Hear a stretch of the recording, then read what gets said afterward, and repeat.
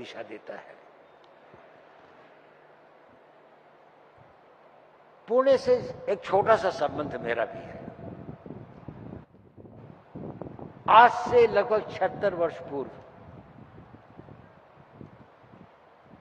मैं इस शहर में आया था जब मेरे पिता आर्मी में यहां पर पोस्टेड थे। शायद इस सभागार में बहुत कम लोग होंगे जो उससे पहले, या कुछ ही लोग होंगे जो उससे पहले पुणे में आए होंगे जब मैं आया, और मैंने अपना स्कूल की पढ़ाई यहीं से शुरू की। मैं लगभग 1.25 साल 1.5 साल यहाँ रहे। उसके बाद मेरे पिताजी की ट्रांसफर दिल्ली आर्मी हेडक्वार्टर्स में हो गई, लेकिन मैं यहाँ पर रहा वो 1-1.5 साल। बहुत सारी चीजें तो मैं भूल गया, लेकिन 2 चीजें मुझे याद है। एक तो है हर मंगलवार को मेरी माँ का मुझे लेके चतुर्सिंगी देवी के मंदिर में जाना। वो हमारे यहाँ एक तरह की बड़ी मोटी सी रोटी बनाते, उसको रोट कहते हैं, उसको काटते थे, मीठी होती थी उसके अंदर में, उसका भोग चढ़ाते थे और कुछ और चीज़ों का भोग चढ़ाते, जो घर में आके हम लोग खाते थे तो हमें अच्छा लगता था। उनकी बड़ी आस्था थी।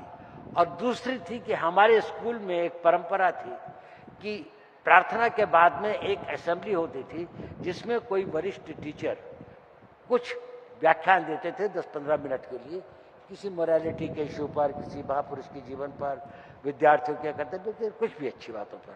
हमारे हिंदी के एक बहुत ही अच्छे वो थे, बहुत अच्छे वक्ता भी थे, उन्होंने लोकमान्य तिलक के जीवन पर एक व्याख्यान दिया था और उसके बाद में पूना के अंदर में उनका बारे में मुझे पता लगा। तो मेरा पहला जो एक्सपोजर हुआ लोकमान्य तिलक जी के जीवन के बारे में 5 साल की उम्र स्कूल में हुआ। मैं कल्पना भी नहीं कर सकता था कि 76 ईयर्स के बाद मैं फिर इसी पूना की धरती पर किसी दिन उनकी स्मृति में बनाए हुए पुरस्कार को प्राप्त करने के लिए यहां पर हाजिर होंगे। ये मेरा सौभाग्य भी है। साथियों, उनके योगदान को समझने के लिए हमें टाइम क्लॉक में पीछे जाना पड़ेगा। कैसा समय था,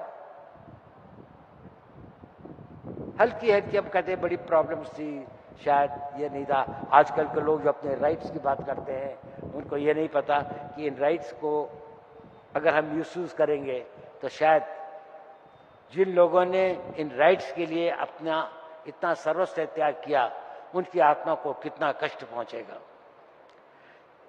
हिंदी में पहला गद्य साहित्य में एक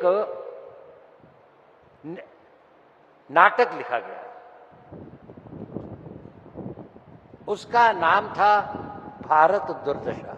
1850 में भारतेंदु हरिश्चंद्र, जिन्होंने हिंदी में गद्य लिखने की परंपरा शुरू की थी।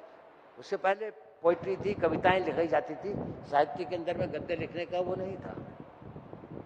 1-2 पहले प्रयास हुए थे लेकिन वो कामयाब नहीं हुए। उसको यदि आप पढ़ें, उसमें उन्होंने एक चित्रण किया है